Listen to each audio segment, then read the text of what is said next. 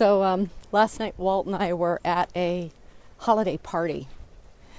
And like a lot of parties, we're sitting talking to folks, and it came up that I'm a book coach, and everybody's, like 5 people at a table of about 20 said they'd always wanted to write a book. And I realized writing a book is one of those bucket list items.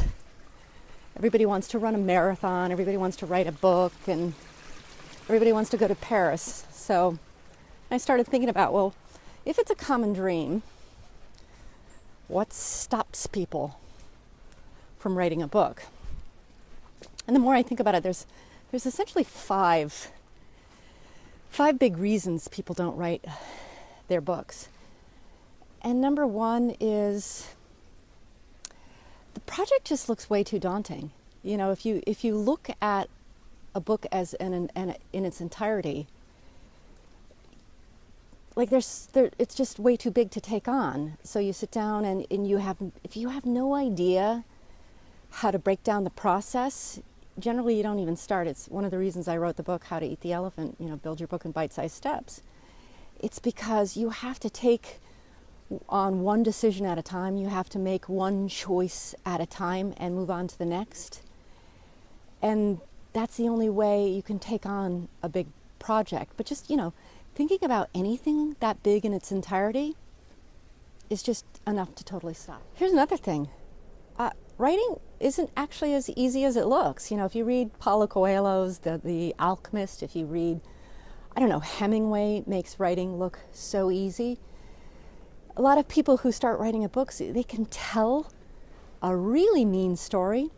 And I remember when I was in Harvard, the professor would say, look, Pumpkin, just because you can tell a great story doesn't mean you actually can write a great story. So a lot of people will sit down and they might even get through a few pages or a few chapters, and they look down at what they have on the paper and they're astounded at how bad it is. And so you actually have to learn how to tell a story. There's a process to it. And, it's easy to get thwarted when you look at your first attempts because you think that there's something wrong. And it's actually you haven't carried through on the process. Here's another thing. Most people have no idea how to write a story. They don't know the elements of good story. And, I'll tell you, even if you're writing a nonfiction book or a how-to book, you got to know how to tell a personal story. You have to know how to tell a story of some sort, or you totally lose the reader. You got to ground people in story, because that's how we make sense of the world. We get taught in school how to write an academic paper, but nobody teaches you how to write a story.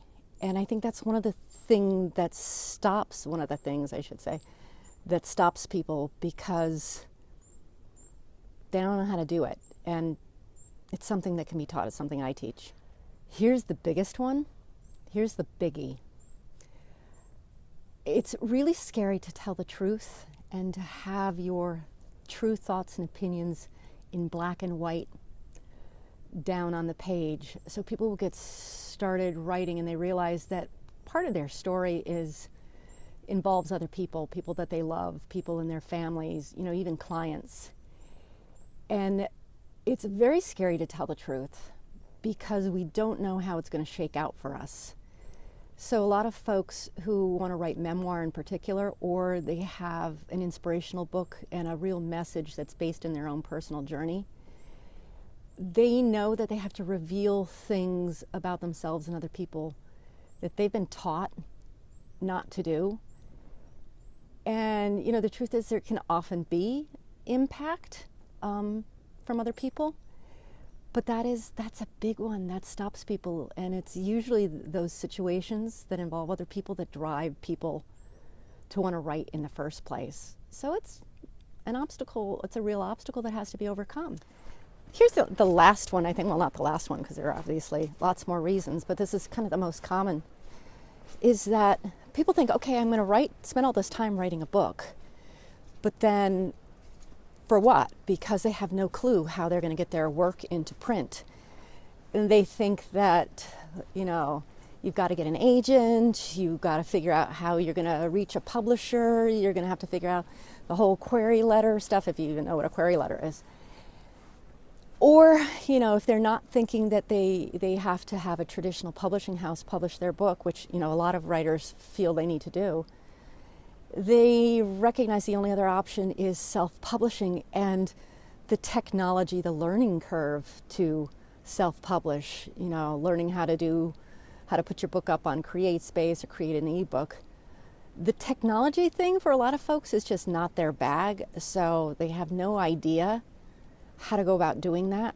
It's one of the topics that I cover in my book, How to Eat the Elephant, simply because there are tons of options and you're not really stuck. So it's kind of a bad excuse, quite frankly, because in this day and age, it's super easy to write a book.